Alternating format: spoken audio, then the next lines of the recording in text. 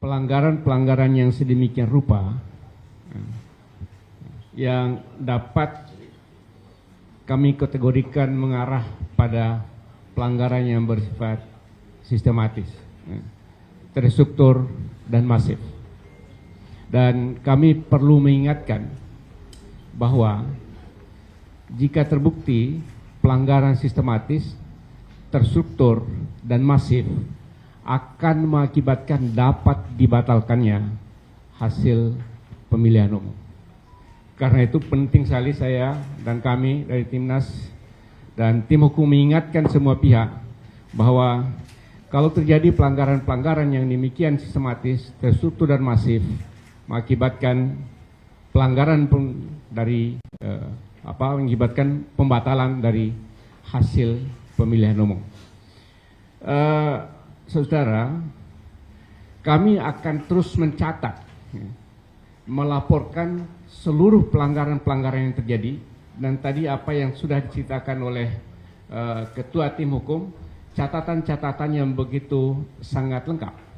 Nah, catatan ini menunjukkan bahwa betapa banyak pelanggaran dilakukan oleh paslon, tadi paling tidak, oleh paslon nomor 2, ada 3 pelanggaran dilakukan oleh calon wakil presiden, dan kami sudah laporkan, dan pelanggaran itu sepertinya sebuah desain.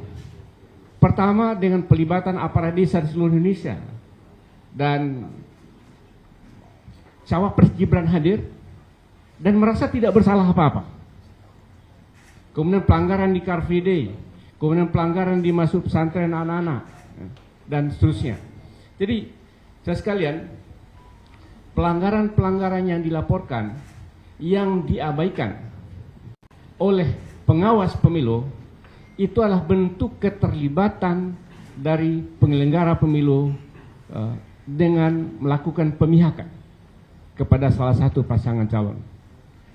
Dalam pengalaman kita sejarah pemilu Indonesia, manakala penyelenggara pemilu melakukan pemihakan, laporan dari salah satu pihak diproses, laporan dari pihak yang lain tidak diproses, itu adalah bentuk pelanggaran nyata, dan kami catat semua apa yang terjadi.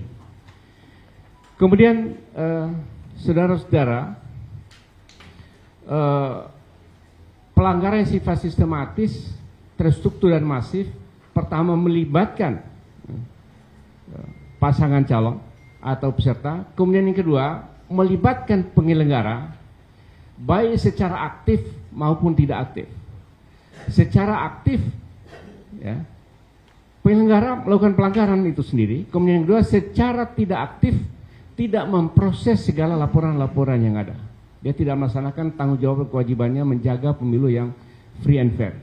Kemudian yang ketiga adalah pelanggaran yang dilakukan oleh para penyelenggara negara, baik secara sadar, ya, atau secara tidak sadar tapi dilakukan secara terus-menerus yang menguntungkan salah satu pasangan calon, termasuk penyalahgunaan wewenang dan penyalahgunaan jabatan. Nah, inilah kaitan dengan menteri yang turun ke daerah dan melakukan kampanye secara tidak langsung, itu adalah penyalahgunaan posisi dan penyalahgunaan jabatan yang terus kami akan catat bahwa itu adalah pelanggaran-pelanggaran yang dilakukan oleh para peserta maupun tim kampanye dan partai pendukungnya. Saudara, kami dari tim hukum meminta kepada seluruh seluruh kader partai, seluruh relawan untuk tidak takut melapor. Apapun pelanggaran-pelanggaran yang terjadi di Indonesia, karena inilah yang menjadi pintu masuk dan tanggung jawab dari seluruh peserta dan juga relawan dan kader untuk menjaga pemilu ini adalah pemilu yang jujur dan pemilu yang bersih. Dan tidak usah takut. Kami akan mengawal saudara Kami akan mengawal seluruh tim yang ada di seluruh daerah Indonesia untuk dilindungi oleh hukum. Tidak usah takut menghadapi ancaman, tidak usah takut untuk melaporkan apapun yang terjadi di pelanggaran yang ada di seluruh Indonesia. Ini saya minta betul kepada seluruh kader partai, seluruh relawan untuk melaporkan setiap pelanggaran-pelanggaran sekecil apapun yang terjadi. Kemudian terakhir, kami tentu tadi ada 6 pencabutan izin yang secara mendadak dilakukan. Kami sangat prihatin, kami sangat prihatin dengan pencabutan izin yang sangat mendadak yang sudah didesain sedemikian rupa oleh kami untuk menyelenggarakan kampanye, tapi tiba-tiba dicabut izinnya dan kami terpaksa mengubah tempat atau lokasi. Ini adalah tindakan yang tidak fair terhadap pasangan calon nomor urut 1. Oleh karena itu kami meminta kepada pemerintah daerah di seluruh Indonesia untuk bertindak fair kepada semua pasangan calon. Kalau sudah dikeluarkan izin, konsisten untuk memberikan izin, jangan dicabut izinnya ketika kami sudah siap-siap untuk menyelenggarakan kampanye. Jadi ini adalah termasuk kategori kebijakan atau tindakan yang tidak fair.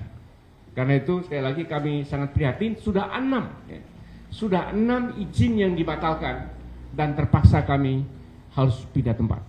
Saudara, inilah yang bisa kami sampaikan pada kesempatan ini. Terima kasih. Assalamualaikum warahmatullahi wabarakatuh.